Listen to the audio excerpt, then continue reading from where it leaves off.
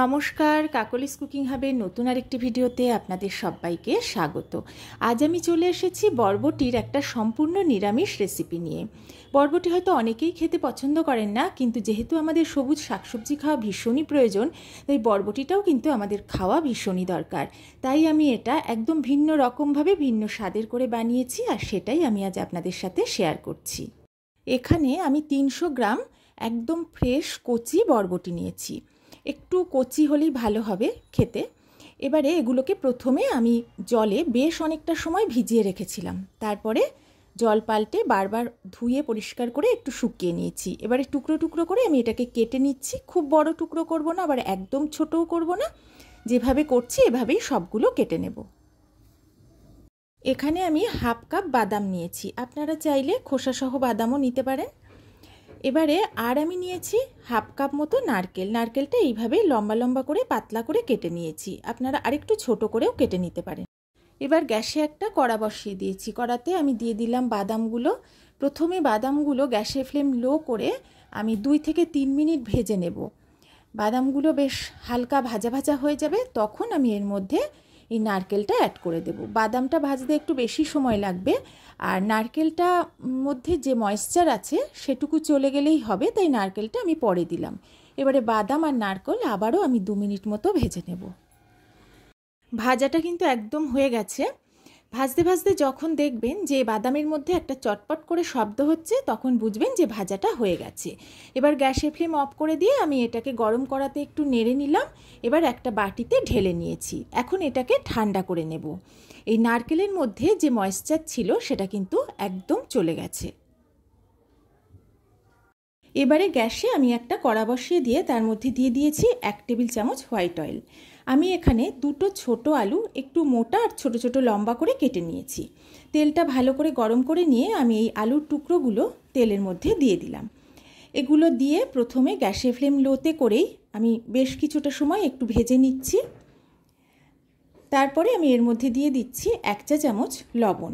লবণটা দিয়ে ভালো করে মিশিয়ে নিয়ে এবার আমি ঢাকা দিয়ে লো ফ্লেমে বেশ লাল লাল করে আলুগুলোকে ভেজে নেব। আলুটা ভালোই ভাজা হয়ে গেছে, ওপর থেকে একটা ক্রিস্পি ভাব চলে এসেছে, আর প্রায় 70%-এর বেশি সেদ্ধ হয়ে গেছে। এবারে তেল ছেঁকে আলুটা আমি তুলে নেব। আলু তুলে নেওয়ার পরে 1 চা চামচেরও একটু বেশি তেল আছে, আমি এর মধ্যে আর 1 টেবিল চামচ মতো তেল অ্যাড করে দিলাম। এবার তেলটা বেশ ভালো করে গরম করে নিয়ে গ্যাসের ফ্লেম লো করে দিয়ে আমি ফোড়ন দিচ্ছি হাফ চা চামচের একটু কম গোটা জিরে আর হাফ চা চামচের একটু কম গোটা কালো সর্ষে, আর দিচ্ছি একটা চেরা কাঁচা লঙ্কা। এবারে ফোড়নটা গ্যাসের ফ্লেম লো করে 30 সেকেন্ড মতো ভাজবো, আর যেহেতু সর্ষে একটু ছিটকে ওঠে তাই একটু ঢাকা দিয়ে এটাকে ভেজে নেব। 30 সেকেন্ড ভেজে নিয়েছি, ফোড়নটা থেকে খুব সুন্দর গন্ধ বেরোচ্ছে, আর এখানে এই সর্ষের গন্ধটা কিন্তু খুব ভালো আসে। এবারে কিছু বেসিক মশলা আমি এতে অ্যাড করব। আমি প্রথমে এতে দিয়ে দিলাম ছোট 1 চা চামচ আদা বাটা। আদা বাটাটা দিয়ে আমি তেলের ওপরে কয়েক সেকেন্ড একটু নেড়ে নিচ্ছি, আর আদাটা দিলে যেহেতু একটু ছিটকে ওঠে তাই একটু কিছুক্ষণ আমি এটাকে ঢেকে দিলাম। এবার ঢাকাটা তুলে নিয়েছি। এখন এর মধ্যে আমি অ্যাড করে দিচ্ছি 1.5 চা চামচ মতো জিরে গুঁড়ো, আর দেব 1 চা চামচ ধনে গুঁড়ো। এটা দেওয়ার পরে যেহেতু গুঁড়ো মশলা দিয়েছি তাই আমি এর মধ্যে অ্যাড করে দিলাম খুবই অল্প পরিমাণ একটু জল। জলটা দিয়ে এবার ভালো করে সব কিছু মিশিয়ে বেশ কিছুটা সময় কষিয়ে নেব, যাতে মশলাটা বেশ ভাজা ভাজা হয়ে যায় আর খুব সুন্দরভাবে তেলটাও ছেড়ে দেয়।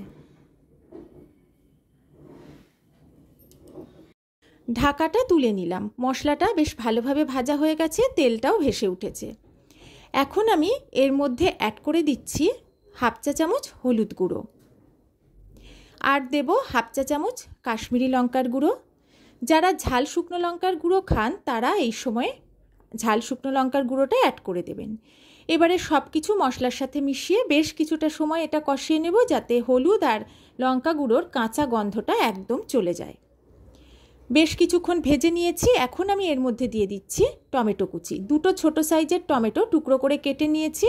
টমেটোর ওপর দিয়ে দিচ্ছি লবণ। লবণটা দেওয়াতে টমেটোটা তাড়াতাড়ি নরম হয়ে যাবে। এবারে মশলার সাথে টমেটোটা ভালো করে মিশিয়ে নিয়ে গ্যাসের ফ্লেম লো করে দিয়ে ঢাকা দিয়ে অন্তত 5 থেকে 7 মিনিট আমি এটা ভেজে নেব, যাতে টমেটোটা বেশ নরম হয়ে মিশে যায় আর কাঁচা ভাবটাও একদম চলে যায়। ঢাকা দিয়ে অন্তত 7-8 মিনিট আমি এটাকে রান্না করলাম। টমেটোটা বেশ ভালোভাবে নরম হয়ে গেছে। স্প্যাচুলা দিয়ে একটু চেপে দেখে নিচ্ছি, এটা খুব ভালোভাবে মিশেও গেছে, খুব সুন্দরভাবে তেলটাও ছেড়ে দিয়েছে। এবার আমি এটাকে একটু মিশিয়ে নিচ্ছি। এখন আমি এর মধ্যে অ্যাড করে দেব কেটে টুকরো করে রাখা বরবটি। বরবটিটা দিয়ে ভালো করে মশলার সাথে প্রথমে মিশিয়ে নিচ্ছি। গ্যাসের ফ্লেমটা এখন লোতেই রেখেছি। মিশিয়ে নেওয়ার পরে গ্যাসের ফ্লেমটা মিডিয়াম টু হাইতে করে দিয়ে বেশ কিছুটা সময় আমি এটাকে ভাজবো। কারণ বরবটি আমি প্রথমে ভাজিনি, তাই এখন ভালো করে ভাজতে হবে। আর প্রথমে কিন্তু লবণটা অ্যাড করিনি। ভালো করে ভেজে নেওয়ার পরে আমি এখন 1 চা চামচ লবণ অ্যাড করে দিলাম। লবণটা দিয়ে আবারও মিশিয়ে নিয়ে 2 থেকে 3 মিনিট আমি গ্যাসের ফ্লেম মিডিয়ামে করে দিয়ে ভেজে নেব। তারপর গ্যাসের ফ্লেম লো করে দিয়ে ঢাকা দিয়ে বেশ কিছুটা সময় রান্না করব, যাতে বরবটিটা অন্তত 90% সেদ্ধ হয়ে যায়। 3-4 মিনিট পরে আমি ঢাকাটা তুলে নিয়েছি। বরবটি কিন্তু বেশ অনেকটাই ভাজা ভাজা হয়ে গেছে, বেশ অনেকটা কমেও এসেছে আর মশলার সাথে মিশে বেশ মজে গেছে। এখন আমি এর মধ্যে অ্যাড করে দিচ্ছি কিছুটা ধনেপাতা।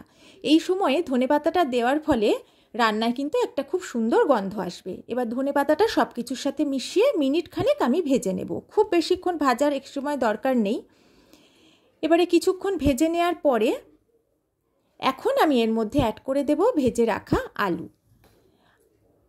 আলুটা দিয়ে আবারও ভালো করে মিশিয়ে নিয়ে লো ফ্লেমে ঢাকা দিয়ে 2 মিনিট মতো আমি একটু রান্না করব। তার ফলে আলুটাও মশলার সাথে বেশ ভালোভাবে মিশে যাবে আর আলুটা আরও কিছুটা নরম হয়ে যাবে।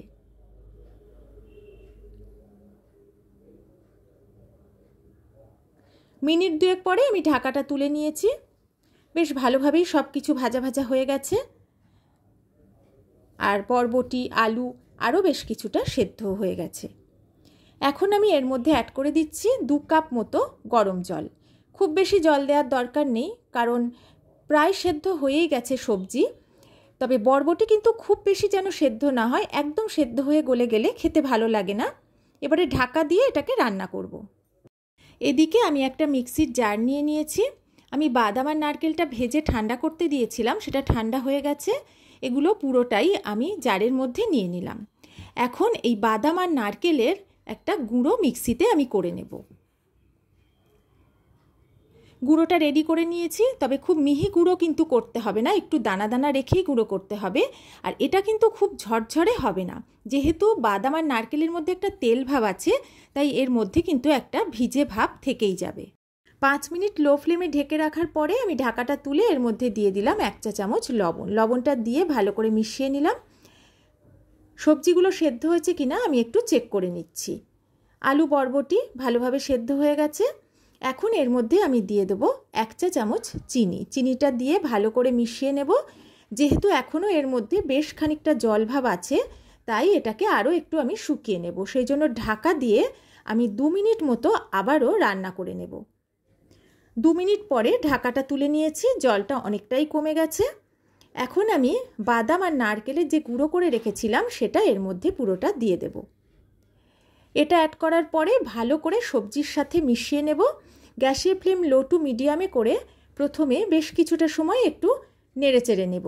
তারপরে ঢাকা দিয়ে মিনিট খানেক আমি একটু রান্না করব। তার ফলে এই বাদাম নারকেলের যে গুঁড়ো আর সবজি সব কিছু বেশ ভালোভাবে মিশে যাবে আর খুব ভালোভাবে এটা মজেও যাবে।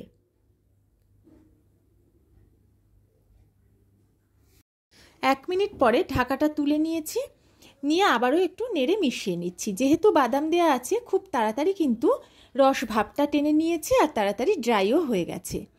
এবারে এখন একটু নেড়ে মিশিয়ে নেওয়ার পরে আমি এর মধ্যে দিয়ে দেব অল্প একটু ধনেপাতা।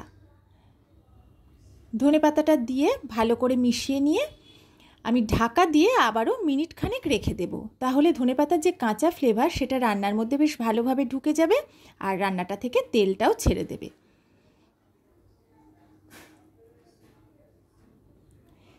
ঢাকাটা তুলে নিলাম, দেখুন চারপাশ থেকে সুন্দরভাবে তেলটা ছেড়ে এসেছে।